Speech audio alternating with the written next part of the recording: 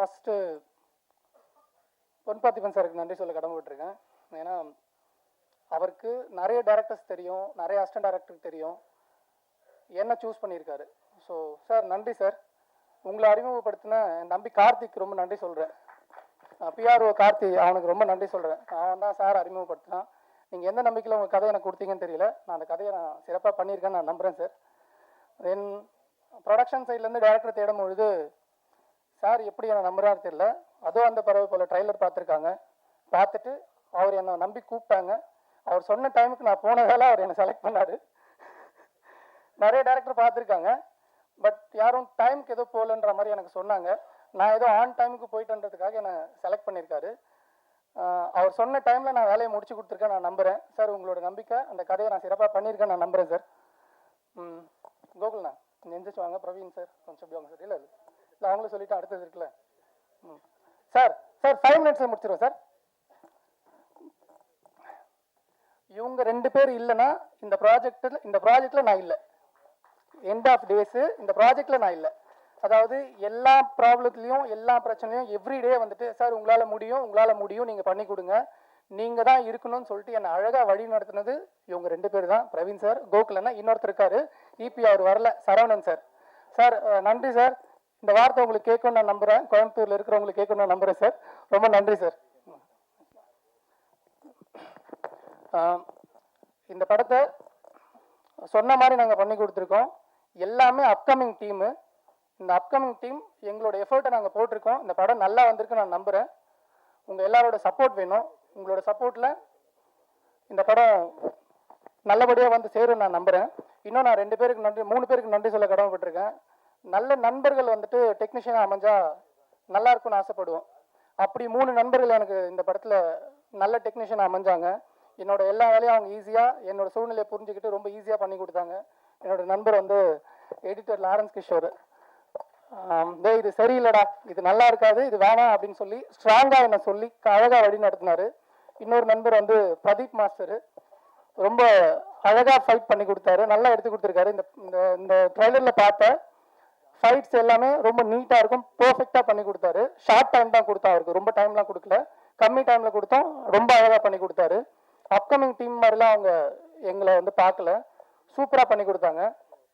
Music director Kailash Menon, அவர் தான் இந்த ஷோவோட ஹீரோ. சூப்பராக 2 சாங் பண்ணி கொடுத்தாரு. பேக்ரவுண்ட் ஸ்கோரு நம்ம என்ன எதிர்பார்த்தோமோ அதை விட ரொம்ப அழகாக பண்ணி கொடுத்தாரு. இந்த படம் ரொம்ப நல்லா வந்திருக்குன்னா அதுக்கு அவர் முக்கியமான காரணமாக இருப்பார். என்ன சொல்ல, ஒவ்வொரு ஆர்டிஸ்ட்டுக்கும் அழகான தீம் கிரியேட் பண்ணி ஃபஸ்ட் டைமே, அதாவது ஃபஸ்ட்டு டியூனே வந்துட்டு ரொம்ப நல்லாயிருக்கும். ஒவ்வொருத்தருக்கும் அவர் ஆப்ஷன்ஸ்லாம் தரமாட்டாங்கன்னு இல்லை, அது தேவையும் படலை, ரொம்ப கிளியராக கொடுத்தாரு. நம்ம என்ன எதிர்பார்த்தோமோ அதை விட ரொம்ப நல்லா சிறப்பாக பண்ணி கொடுத்துருக்காரு. நன்றி பிரதர். மேடையில் இருக்கிற எல்லா டேரக்டர்ஸ்க்கும் நன்றி. என்னை விட சீனியர்ஸில் எல்லாம் அவங்களாம் வந்துட்டு குருநாதர்கள் சார். உங்கள் எல்லாருக்கும் நன்றி சார். எங்கள் ப்ராஜெக்ட்டுக்கு வந்து எங்களுக்கு சப்போர்ட் பண்ணியிருக்க மித்ரன் சார், உங்களுக்கு ரொம்ப நன்றி சார். உங்களோட படங்கள் நான் பார்த்துருக்கேன் சார், ரொம்ப நன்றி. வசந்தபாலன் சார், படம் பார்த்துருக்கெல்லாம் சொல்லக்கூடாது சார், அது கூட ட்ராவல் பண்ணியிருக்கோம் சார், நன்றி சார். வந்து எங்களை வாழ்த்துற உங்களுக்கு ரொம்ப நன்றி சார். பேரரசு சார் ரொம்ப நன்றி சார். எழில் சார் ரொம்ப நன்றி சார். அப்புறம் ஒரு முக்கியமான பர்சனை பற்றி பேசணும், ஏன்னா அவர் டைம் இல்லைன்னு வேறு சொல்கிறாரு. ஆமாம், இப்போ ஃபோன் வேறு பார்த்துட்டு இருக்காரு. சரி, அவரை பற்றி எப்படி பேசுது எனக்கு தெரியல சார். அவரை பற்றி பேசினா இருக்கலாம்ல சார்? Okay okay sir. ஒரு பெரிய டைரக்டரு, பட் நம்ம அப்கமிங் டைரக்டர், அவர்கிட்ட போயிட்டு சார் இந்த மாதிரி ஒரு கேரக்டருக்கு சார் பண்ணோம் அப்படின்னு சொல்லும் போது அவங்க எவ்வளோ பேரை பார்த்துருப்பாங்க, நம்மளாம் எந்த மூலைக்கு. பட் எந்த விதமான பேச்சும் இல்லாமலே இந்த கேரக்டர் நான் பண்ணுறேன்டா, சரிடா அப்படின்னு சொல்லிட்டு நம்ம என்ன சொல்கிறோமோ ஸ்பாட்டில் அதை மட்டும்தான் செஞ்சார். இந்த தலையீடு சரி இதெல்லாம் பண்ண முடியாதுடா, இது நான் பண்ண மாட்டேன், நான் இந்த டைமுக்கு வர மாட்டேன் அப்படிலாம் இல்லை. நாங்கள் சொல்கிற டைம் எங்களோட கம்ஃபர்டபுளுக்கு தகுந்த மாதிரி அவர் வந்து எங்களை ரொம்ப ரொம்ப சூப்பராக வழி நடத்தி இந்த படத்தை சிறப்பாக எடுத்து வந்து சேர்ந்துருக்காருன்னா ஆர் உதயகுமார் சார் தான் இதுக்கு எல்லாத்துக்கும் காரணம். சார் உண்மையிலேயே உங்ககிட்ட நான் ஒர்க் பண்ணல, பட் ஒர்க் பண்ண அனுபவங்கள் எனக்கு நீங்கள் அங்கே ஸ்பாட்டில் கொடுத்தீங்க சார். நன்றி சார். எப்படி நீங்கள் என்னை பற்றி இங்கே பேச போகிறீங்கன்னு தெரியும். என்ன சார்? இல்லை சார், உங்ககிட்ட அப்படி இல்லை சார், உங்ககிட்ட நான் ஒர்க் பண்ணல, அந்த அனுபவத்தை எனக்கு அங்கே கொடுத்தீங்க, அழகாக சொல்லி கொடுத்தீங்க. பொன் பார்த்திபன் சார் சொன்ன மாதிரி ஃபுல் படம் பார்த்ததுக்கப்புறம் இதை இங்கே சேஞ்ச் பண்ணால் நல்லா இருக்கும்டா, யோசிச்சு பாருங்கடான்னு தான் சொன்னாரே தவிர இது மாத்திரம் அப்படின்னு சொல்லலை. அவர் சொன்ன ஐடியா ரொம்ப சூப்பராக ஒர்க் அவுட் ஆச்சு. இந்த படத்துக்கு ரொம்ப பலமாகவே இருந்தது. அதுக்காக நாங்கள் தனியாக ஷூட் பண்ணல, ஆல்ரெடி நாங்கள் ஷூட் பண்ணி வச்சுருந்தோம். அவர் சொன்ன ஐடியாவுக்கு தகுந்த மாதிரி நாங்கள் ஷூட் பண்ணி வச்சுருந்தோம். பட் அவர் சொன்னது ஒர்க் அவுட் ஆயிடுச்சு. அதுதான் சீனியர் டெக்னீஷியனுடைய பிரெயின் நினைக்கிறேன். சார் ரொம்ப நன்றி சார். இன்னும் நிறைய பேர் இருக்காங்க, என்னோட நண்பர்கள்லாம் வந்திருக்காங்க. சார் வந்திருக்காங்க, ஸ்ரீலங்கா வந்து ப்ரொடியூசர் சார் வந்திருக்காங்க. என்னோட நண்பர்கள் மிஸ்டர் அம்ருத், அனில், இன்னும் நிறைய பேர் இருக்காங்க. நிறைய பேரை சொல்ல முடியல, தப்பாக எடுத்துக்காதீங்க. இப்போ நான் பேசுகிறேன், நான் ரொம்ப தெளிவாக இருக்கேன். இப்போ இவ்வளோ பேர் சொன்னாங்க, நான் கரெக்டாக என்னோடய வேலையை செஞ்சுருக்கேன், நான் எல்லா விஷயத்தையும் பர்ஃபெக்டாக பண்ணியிருக்கேன்னு சொன்னாங்க. இது எல்லாமே நான் பண்ணல, என் அப்பாவும் என் அம்மாவும், என் அப்பாவாக இருந்து என்னை வழி நடத்துகிற என் தம்பியும், என் அம்மாவாக இருந்து என்னை வழி நடத்திட்டு இருக்க என் தங்கச்சியும், எங்கேயோ இருந்து என்னை சிறப்பாக பார்த்துக்கிற என்னோட மாப்பிள்ளையும், இவங்களுக்கு மட்டும்தான் என்னோட எல்லா சக்ஸஸும் போய் சேரும். நல்லது எல்லாமே அங்கே போய் சேரும், தவறுகள் எல்லாமே என்ன வந்து சேரும். இது எல்லாமே அவங்களுக்கு மட்டும்தான், வினோத்துக்கு இல்லை. இந்த மேடையும் சரி, எல்லாமே அவங்க கொடுத்தது. நன்றிம்மா, எல்லாருக்கும் நன்றி, இறைவனுக்கு நன்றி. சார் கடைசியாக உங்களுக்கு சார், ஒரு ஒரு டைரக்டரை நம்பி அவர் கரெக்டாக அந்த வேலையை கொடுத்தாரு. எனக்கு தேவையானது எல்லாத்தையுமே அவர் அழகாக பண்ணி கொடுத்தாரு. சில விஷயங்கள் இருக்கும், எப்போவுமே வந்துட்டு ஸ்பாட்டில் வந்துட்டு இதை பண்ணலாமா அதை பண்ணலாமான்னு அந்த ஒரு ஆர்குமெண்ட்ஸ் இருக்கும். பட் அதெல்லாம் மீறி நம்ம என்ன சொன்னோமோ அதை ரொம்ப ரொம்ப ரொம்ப சூப்பராக எஃபர்ட் எடுத்து கிளியராக பண்ணார். எடிட்டர் சொன்ன மாதிரி ஃபஸ்ட்டு ஒரு 2 days ஒரு ஒரு ஒரு ஃப்ளோவில் இருந்தது. அதுக்கப்புறம் எப்படி மாறுறேன் பாருங்க அப்படின்னு சொல்லிட்டு அவர் எடுத்த எஃபர்ட்டு இன்றைக்கி நீங்கள் பார்த்தது. டெஃபினட்டாக ஒரு அப்கமிங் ஆர்டிஸ்ட் இல்லை, அது உங்களுக்கு ட்ரெயிலரில் தெரிஞ்சிருக்கும். இவர் மட்டும் இல்லை, இந்த படத்தில் நடித்த எல்லா ஆர்டிஸ்ட்டும் அவங்களோட சிறப்பை கொடுத்துருக்காங்க. இது வந்து ஒரு அப்கமிங் ஆர்டிஸ்ட் படமாக அவங்க கண்ணுக்கு தெரியாதுன்னு நான் நம்புகிறேன். நாங்கள் வந்து கஷ்டம்லாம் பண்ணல, அவர் சொன்ன மாதிரி கஷ்டப்படல, என்ஜாய் பண்ணி தான் வேலை செஞ்சுருக்கோம். இந்த படம் நல்லா வந்திருக்குன்னா ஹோல் டீமோடைய சப்போர்ட் தான். உங்கள் எல்லாருக்கும் நன்றி. டைம் எடுத்துக்கிறது சாரி, நன்றி போஸ். அனைவருக்கும் வணக்கம். முத்துக்குமரன் சார் வந்து முத்தரஞ்சவர் இருக்கும்போது கத்தியின்றி ரத்தமின்றி நல்ல படம் எடுத்து வரும்போது எனக்கு உறுத்தம் இருந்துச்சு. நம்ம எடுத்த படம்லாம் சரியில்லாத படமோ, அவர் எடுத்து நல்ல படமோ அப்படின்ட்டு நானும் ட்ரை பண்ணுறேன் சார். கத்தி இல்லாமல் ஒரு படம் எடுப்போம். நெல்லி சார் ட்ரை பண்ணுவாங்க. ரெட் லேபிள் தயாரிப்பாளர் லெனின். இப்போ லெனின் ரெட்டு ஓகே, லெனினுக்கும் ரெட்டுக்கும் சம்மந்தம் இருக்குது, லெனினுக்கும் ரெட் லேபிளுக்கும் சம்மந்தம் இருக்குது.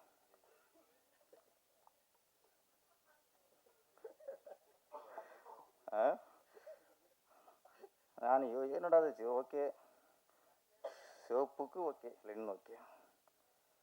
அப்புறம் அவங்களே முத்திரை குத்திட்டாங்க. எனக்கும் ரெட் லேப்புக்கும் சம்மந்தம் இல்லை, ரெட் லேப்புக்கும் எலெக்ஷன் சம்மந்தம் இருக்குது. அந்த எலெக்ஷன் முத்திரையை குத்திட்டாரு. அதுவும் ஒத்துக்க வேண்டியதான். எப்படி லெனினுக்கும் ரெட்டுக்கும் எப்படி சம்மந்தம் இருக்கோ, நம்ம ரெட் லேபிளுக்கும் எலெக்ஷனுக்கும் ஃபுல்லாக சம்மந்தம் ஆகிப்போச்சு. அது இல்லாமல் எலெக்ஷன் நடக்காது இப்போது. அதனால் ரொம்ப யோசிச்சு தான் டைட்லாம் வச்சுருக்காங்க.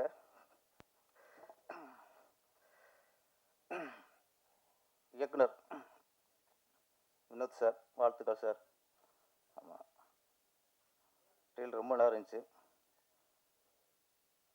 ஹீரோ புதுசு மாதிரி இது ஒரு ஃபிலிம் தெரில. ஆமாம், கேஷுவலாக அடிச்சுட்டு போயிட்டுருக்காரு. ஒரு அழகான கதாநாயகி அஸ்வின், நல்லா பண்ணியிருக்கீங்க. ஜோடி பத்து நல்லா இருக்கு, அது முக்கியம் இல்லை. அவங்க ஹீரோக்குங்க, நீங்கள் என்ன நம்மளும் அம்புல மாட்டி இருக்குன்னே ஆள் வருவாங்க. அப்படி லெனினுக்கும் அஸ்வினுக்கும் ஜோடி பொறுத்த படத்தில் நல்லா இருக்கு. ஆமாம், எப்படி கமல் ஸ்ரீதேவி ரஜினி ஸ்ரீபிரியா மாதிரி லெனின் அஸ்வின் ஜோடி பொறுத்த நல்லா இருக்கு. தொடரட்டும், ஜோடியும் தொடரட்டும், படங்களும் தொடர்ந்து எடுங்க.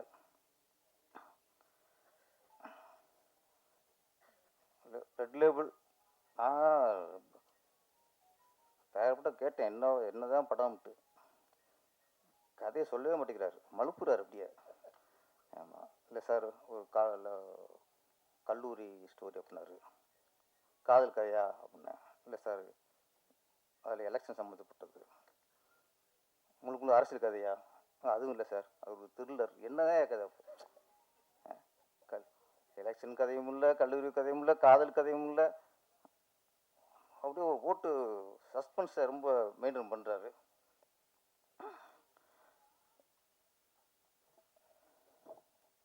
என்ன டைம் சரியாயிருச்சா? அப்போ ராகு காலம் மாதிரி வெளியே போயிட்டு இருந்தீங்களா? ஒரு இடையில 20 நிமிஷம் ஏதோ ஓர சரியில்லை போல இருக்கு. அந்த ஓரையில் மேடையில் இருக்கக்கூடாது போல இருக்கு. வெளியே போய் டைம் பார்த்தாரு. ஓகே, இப்போ குருவரை ஸ்டார்ட் ஆயிடுச்சு அப்படின்ட்டு தூக்கி உட்காந்துட்டாரு. இதுக்குமா டைம் பார்ப்பாங்க மேடையில் இருக்கிறதுக்கெலாம்? இப்போ வச்சு இதுக்கு போகிறதுக்கும் ஓர தேவை வேண்டியிருக்கு. நமக்குலாம் பாத்ரூம் தான் வேணும், அவருக்கு ஓரம் பார்த்து போவார். ஓகே, ஓரம் போயிட்டார். ஓகே, இப்போ டைம் நல்லா இருந்துச்சு, நீங்கள் வந்து உட்காந்துட்டே டைம் ஸ்டார்ட் ஆயிடுச்சு திரும்ப. இந்த பாருங்க, இந்த ஓரையில் பேசுனது மறந்து போச்சு. ஜோடி பொருத்தம்ல இருந்தது. நம்ம ரைட்ரு பார்த்திபன் சார் நல்ல விஷயம் சொன்னார். ரொம்ப காலத்துக்கு முன்னாடி நடந்தது சார், அது இப்போ திருப்பி ஆரம்பிச்சிருக்கு லெனின் சார் மூலியமாக. அப்போ ஏவிஎம், ஜெமினி, தேவர் ஃபிலிம்ஸ், மாடர்ன் தியேட்டர்ஸ், அந்த காலகட்டத்தில் முதல்ல அந்த கம்பெனி கதையை முடிவு பண்ணுவாங்க. கதையை முடிவு பண்ணதுக்கப்புறம்தான் இந்த கதையை யார் இயக்குனா நல்லா இருக்கும் அப்படின்னு அடுத்த இயக்குனரை முடிவு பண்ணுவாங்க. அப்புறம் இந்த கதைக்கு எந்த கதாநாயகன் கரெக்டாக இருப்பார் அப்படி அப்புறம் கதாநாயகன் முடிவு பண்ணுவாங்க. இது ஆரோக்கியமான சினிமா போய்க்கிருச்சு. ஏன்னா ஒரு படத்துக்கு கதை தான் முக்கியம், கதை தான் ஹீரோ, கதை தான் கதாநாயகி, கதை தான் இயக்குனர், கதை தான் முக்கியம்.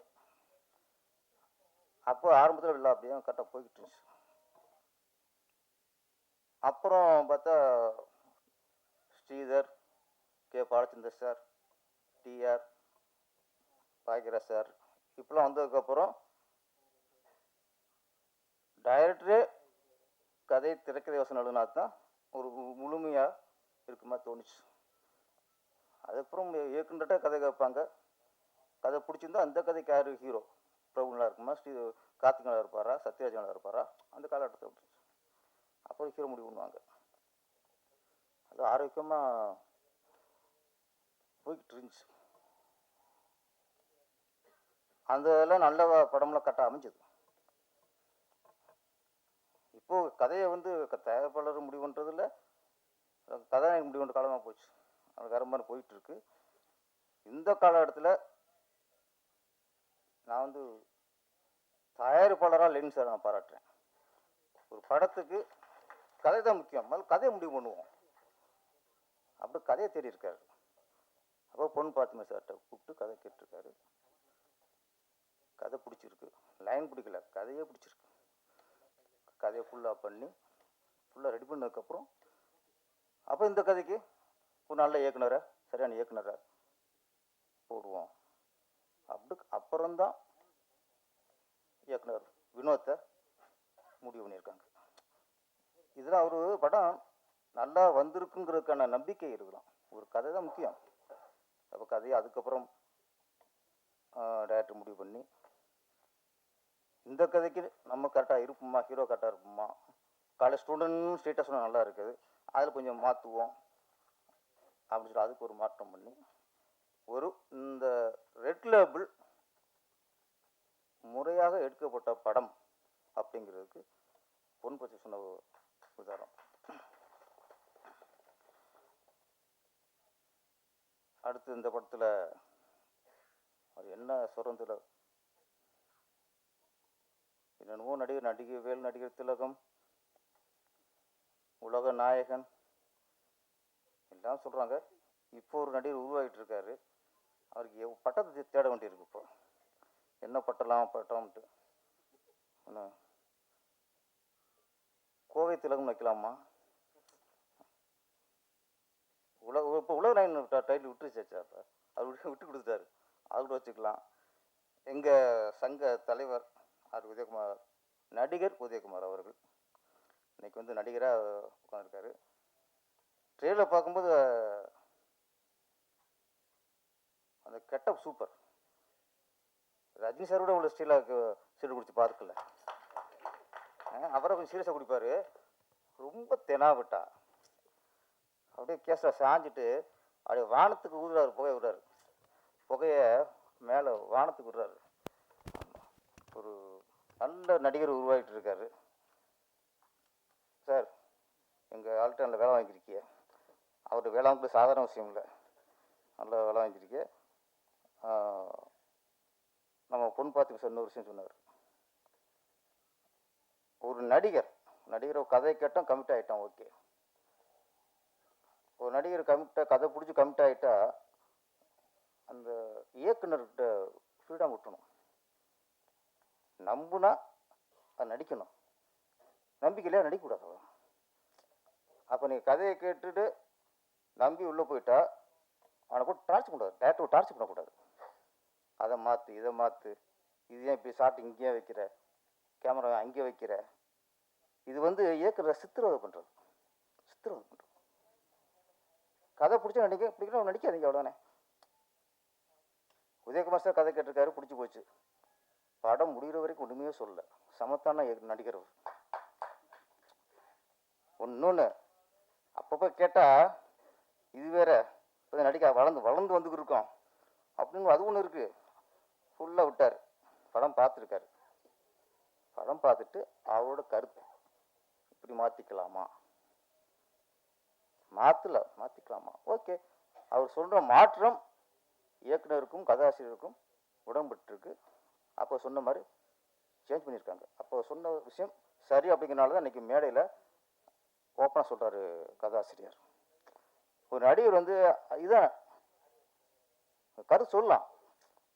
ஷூட்டிங்லேயே சொல்லும்போது ரொம்ப இயக்குனருக்கு வந்து பெரிய தலைவலி ஆயிரும், குழப்பம் உண்டாயிரும். குழப்பம் உண்டாச்சுன்னா அது படத்தில் தெரிஞ்சுக்குவோம். அப்போ கரெக்டாக எங்கள் நடிகர் கரெக்டாக படம் முடிஞ்சு அதுதான் அனுபவம். அதான் சார் பொண்ணு பார்த்தீங்கன்னா சார், அனுபவம் சில போய் பக்கத்தில் வச்சுக்கணும். ஆமாம், அது சிலருக்கு நமக்கு யூஸ் ஆகும். அதனால் வளர வர இயக்குனர்லாம் உதயகுமார் சார் கூட நடிக்க வைங்க. அப்படியே அவர் கருத்தையும் கொஞ்சம் கேட்டுக்குங்க. இன்னொன்று அவர் முடிவு பண்ணிட்டார். ஏன்னா இப்போ எலெக்ஷன் வருது 2026. ஒரு 5-6 படத்தில் நடித்து ஒரு ஃபேஸ் வேல்யூ உண்டாக்கிட்டு, அது ஃபேஷனாக போச்சு, ஒரு ஃபேஷன் உண்டாக்கிட்டு அப்புறம் அரசியல் கட்சி ஆரம்பிக்கிறதா இல்லை இப்போ ஏதாவது கட்சிக்கு சப்போர்ட் பண்ணுறதாங்கிறது அடுத்த விஷயம். நடிக்கிறது அதுக்கு தான், வேற ஒன்றும் இல்லை. அவர் இன்னும் சம்பாதிக்கணும் அவசியமே இல்லை. இந்த எலெக்ஷன் முன்னாடி 5-6 படம் நடித்து ஒரு ஃபேஸ் உண்டாக்கிட்டு அப்படி பொதுமக்கள்கிட்ட போய் ஓட்டு கேட்கணும். என்னங்க அதானே தலைவரே? ஓகே. எங்கள் சங்கத்தில் ஓட்டு கேட்டு போர் அடிச்சு போச்சு அவருக்கு. என்ன நீ மக்கள்கிட்ட போய் ஓட்டு கேட்கணும், அதில்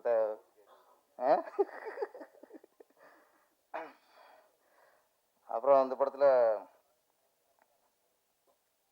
மிஸ்டர் கைலாஷ் மேனன், தமிழ்நாட்டில் தான் நம்ம வந்து கைலாஷ் மேனன் சொல்லலாம், சமீரா ரெட்டின்னு சொல்லலாம், ராகு எல்லாம் சொல்லலாம்.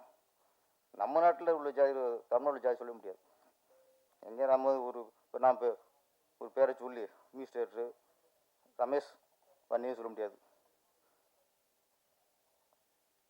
வினோத் தேவர்னு சொல்ல முடியாது.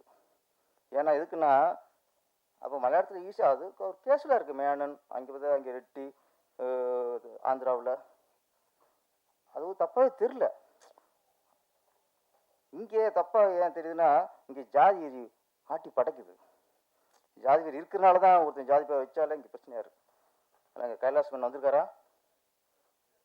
ஓகே, வாழ்த்துக்கள். நாங்கள் உங்களை இங்கே சொல்லுவோம், நாங்கள் உங்களை பார்த்து பெருமைப்படுறோம். கைலாஷ் மேனன் வாழ்த்துக்கள். பாட்டெலாம் நல்லா இருந்துச்சு. முக்கியமாக ஏன் சின்மயி மேடம் வரல? பாடியிருக்காங்களா பாட்டு? ஆமாம். என்ன வரி என்ன?